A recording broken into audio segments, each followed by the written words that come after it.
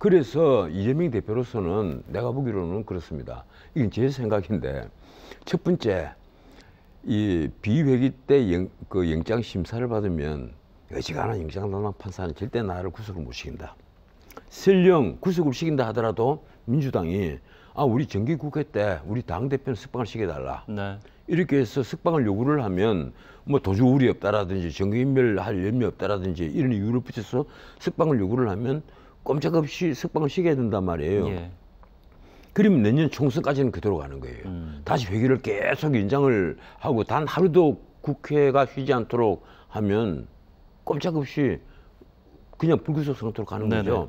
그렇게 되면 내년 총선에서 다시 승리를 했을 때 이 이재명 대표를 사법 처리하기에는 만만치 않을 것이다. 이제 이런 판단을 했다고 보입니다. 그런데 또 한편 이런 것도 있어요.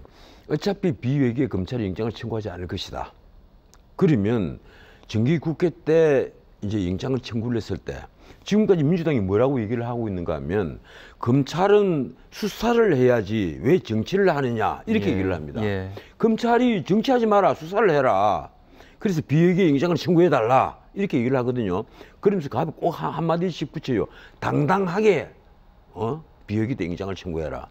그럼 회기 때 회기가 열리거나 정기국회가 되고 나서 영장을 청구하면 그 당당하지 않은 꼼수가 되는 거죠. 정치라는 꼼수입니다.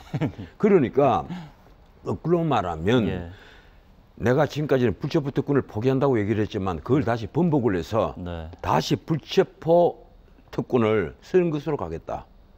그래서 표결해서 부결시키자. 나는 표결해서 부결을 시킬 명분을 쌓아가는 것 아니겠느냐. 그렇게 보는 겁니다. 그러면 회기가 시작되고 영장이 청구된다면 투표를 할 것 같습니까? 보이콧을 할 것 같습니까? 보이콧은 못하죠.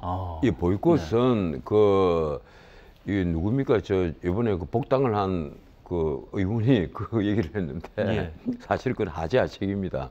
되지도 않을 뿐 아니라 일단은 본회의장에 다 들어와 있다가 표결이 시작되면 와르르 나간다는 거 아닙니까? 그러면 표결이 불성립이 돼요. 그건 뭔가 하면 표결이 돼서 기권이 되는 게 아니라 표결 불성립이 돼버린단 말이에요. 그러면 다시 표결해야 되는 거예요. 그래서 제가 보기로는 그건 하재하책이고 뭔가를 국회의원이 아닌 저보다도 뭔가를 좀 잘 모르는 것 같고 결국은 표결은 할 텐데 만에 하나라도 표결을 하게 되면요 민주당은 쪼개집니다. 저는 이번에 표결을 하면 친민계와 비민계가 쪼개진다고 보고 이번 표가 제법 나올 거라고 보시는 거죠? 우선 수도권 민심 때문에 그래요. 지금 민주당에서 절대 다수를 차지하고 있는 수도권 의원들 이분들은 지금 하루하루가 민심이 다른 게 눈에 보인단 말이에요. 이 이재명의 지금 씌워진 사법 리스크를 계속 밀어붙이면 계속 그걸 감수를 하고 가면 같이 늪에 빠져든다는 거예요. 헤어날 수 없는 늪에 빠진다. 결국은 다음 총선에 표가 다 떨어져 나가버린다. 그래서 제가 보기로는요. 이 친민계와 비민계를 더 나아가서 수도권 의원들의 이 반란으로 아마 압도적으로 오히려 가결이 될 가능성이 높다.